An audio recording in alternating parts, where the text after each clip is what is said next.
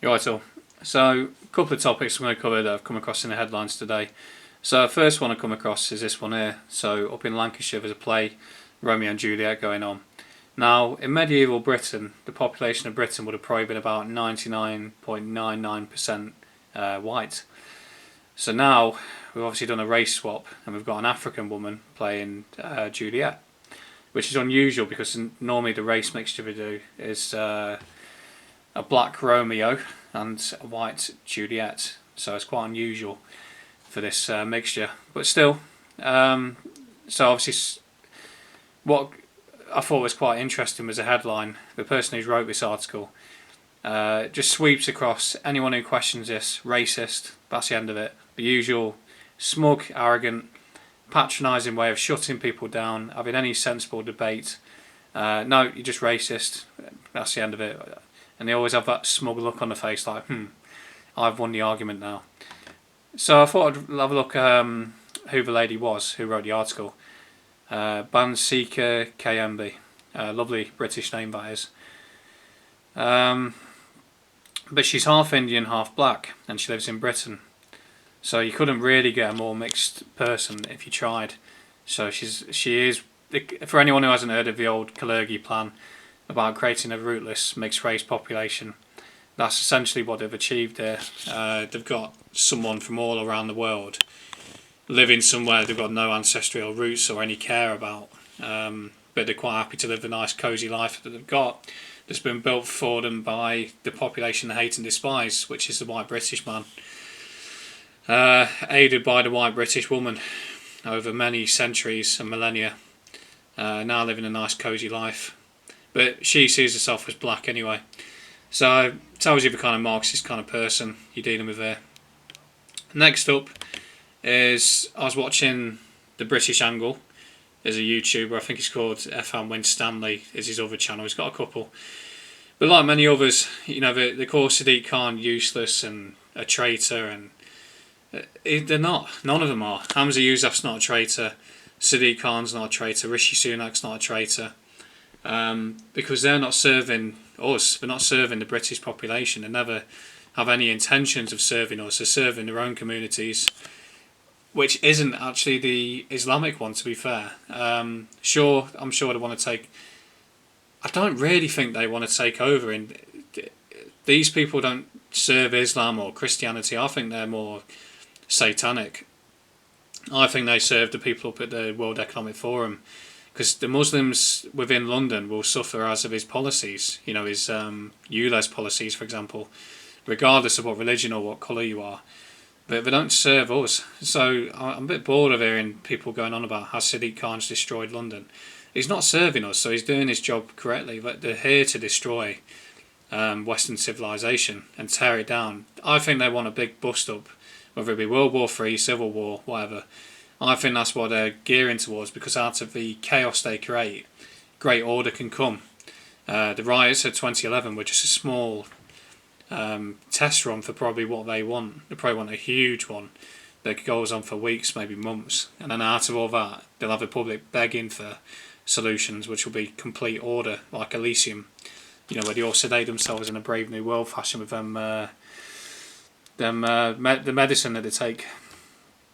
And another example here of these people don't serve us.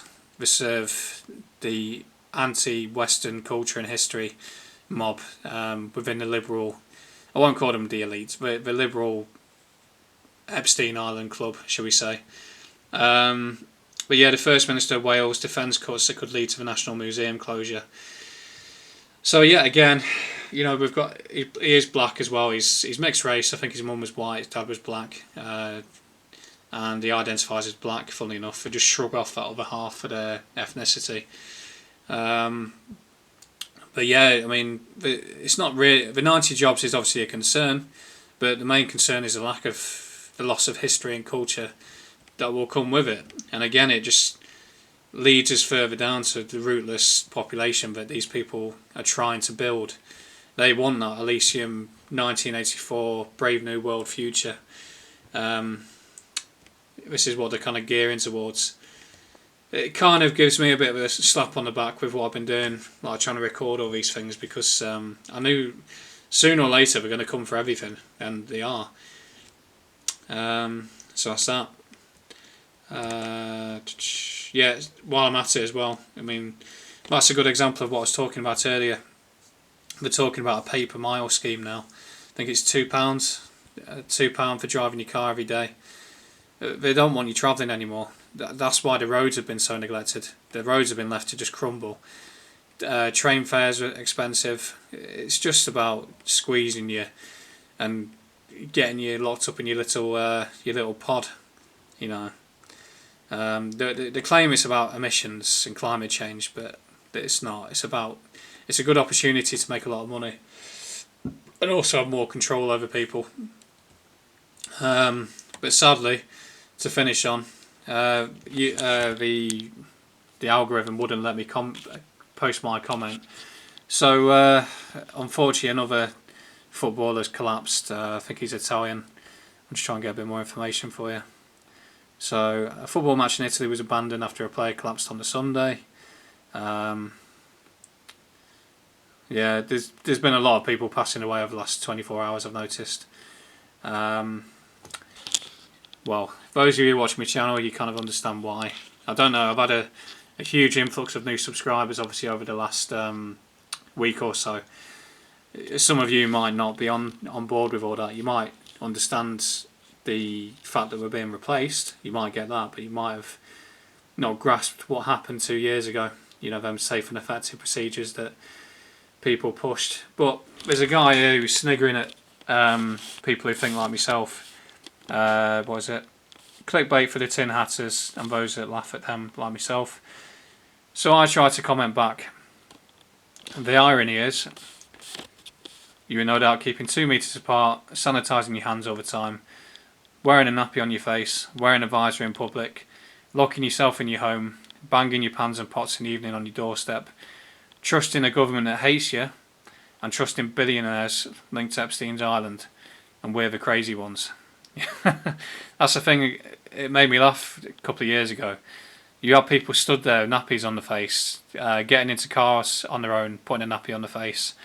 I've actually seen someone before put a nappy on the face and a visor and wear gloves, sat in a car on their own. They've been that screwed up and traumatised by, you know, the media and the TV. But they just live in total fear.